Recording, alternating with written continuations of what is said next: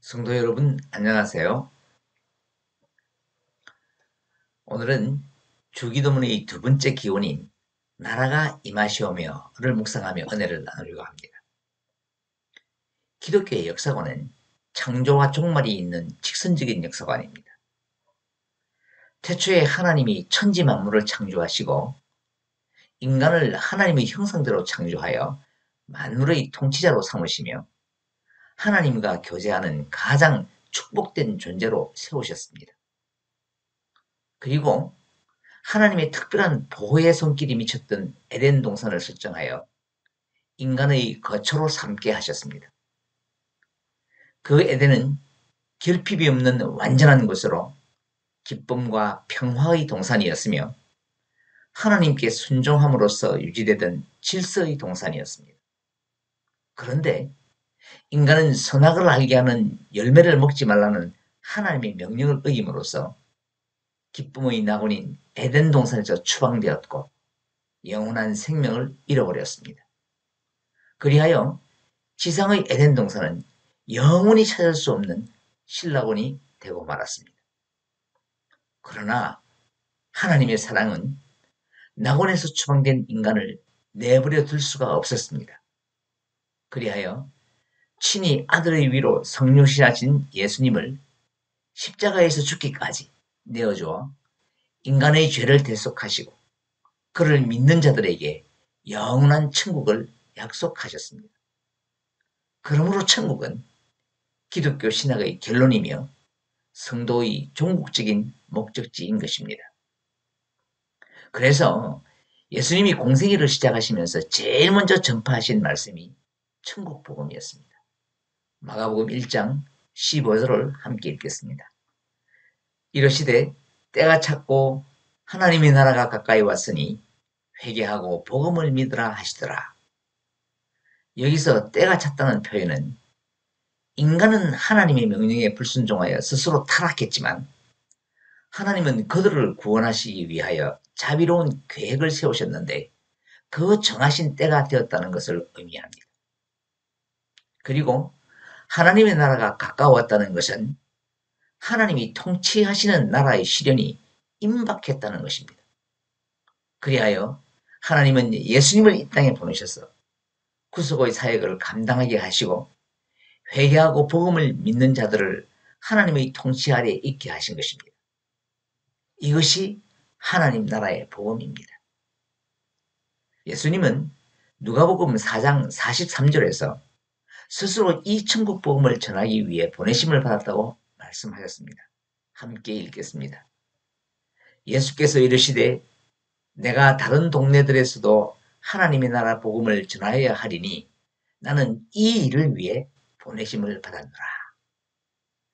그래서 예수님의 모든 설교의 궁극적인 핵심 주제는 하나님의 나라, 곧 천국에 관한 것이었습니다. 이처럼 예수님의 말씀 선포의 핵심이 하나님의 나라였기 때문에 지난 시간에 말씀드린 바와 같이 주기도문의 중심도 하나님 나라의 도래에 있었던 것입니다. 하나님의 나라가 예수님의 말씀 선포의 중심이었다는 것은 사복음서에 나타난 하나님의 나라 혹은 하늘나라라는 단어가 사용된 빈도를 보면 알 수 있습니다.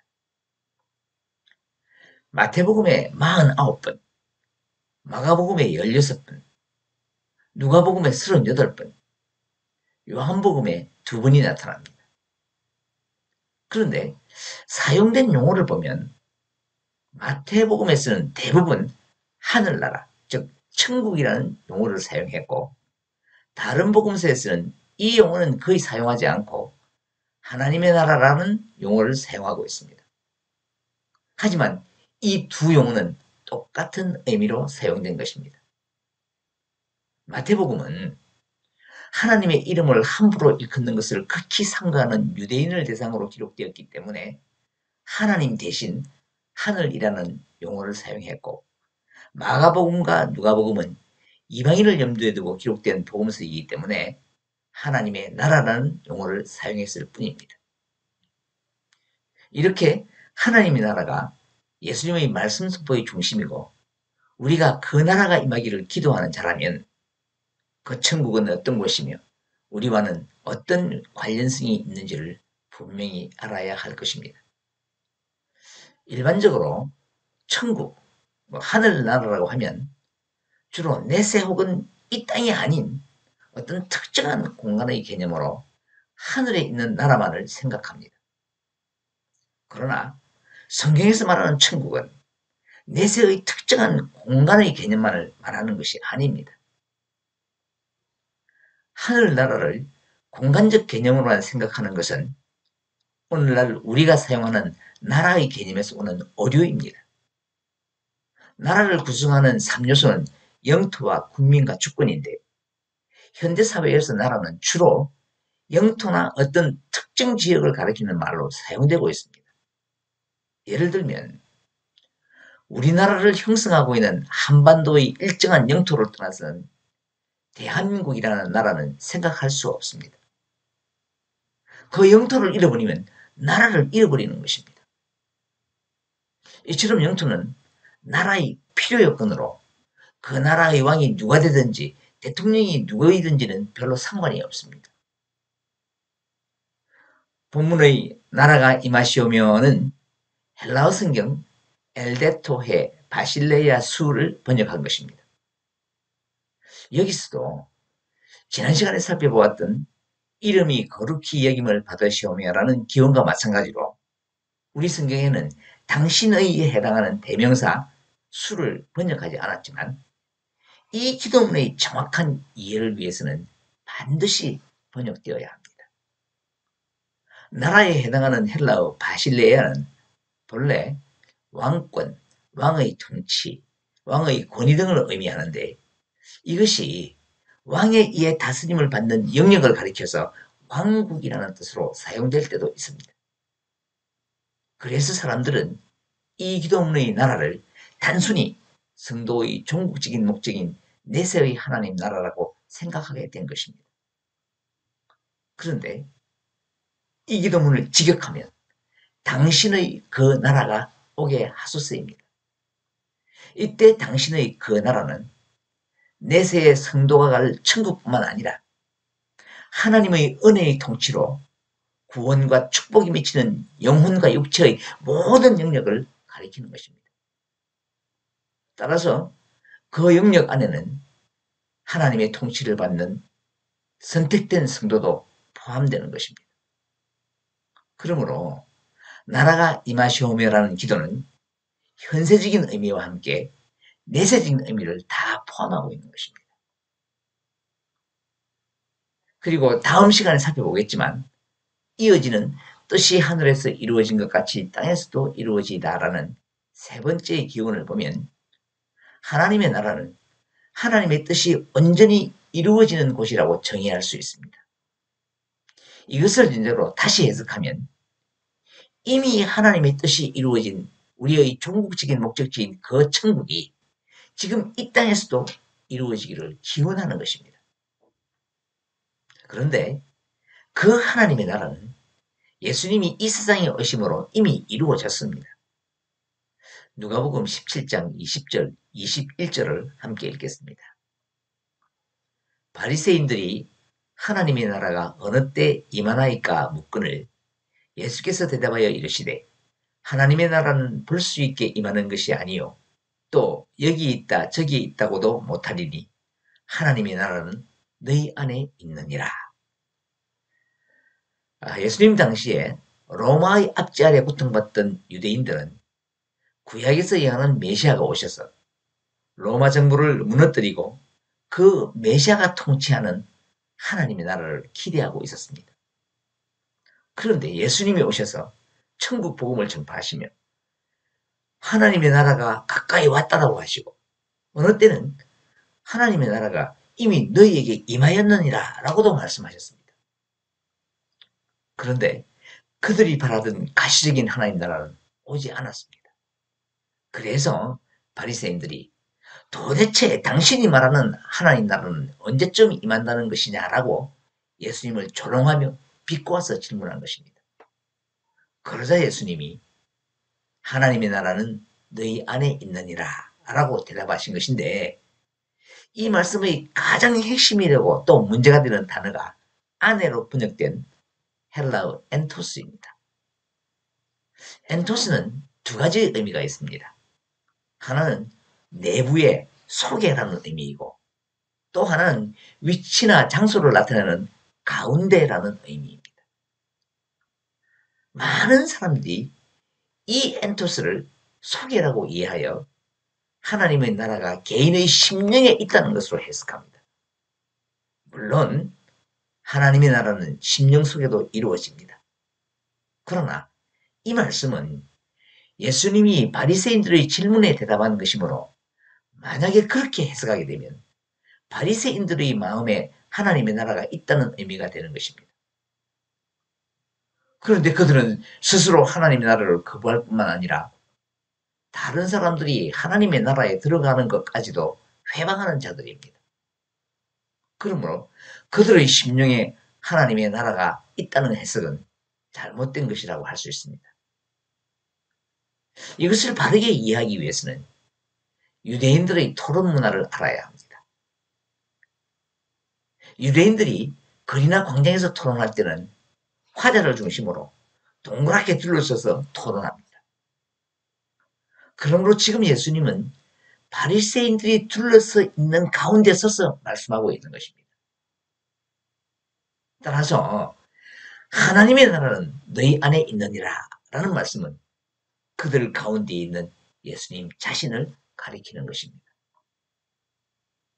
마태복음 28장 18절을 보면 예수님이 하늘과 땅의 모든 권세를 내게 주셨으니 라고 말씀을 하셨는데, 이 말씀은 예수님이 하나님 나라의 통치권을 위임받았다는 것입니다. 바꾸고 말하면 예수 그리스도의 통치권이 미치는 영역은 그곳이 어디든지, 천상이든지 지상이든지 아니면 우리의 심령이든지 모두 하나님의 나라라는 것입니다. 그러므로 하나님 나라의 본질은 바로 예수님이십니다.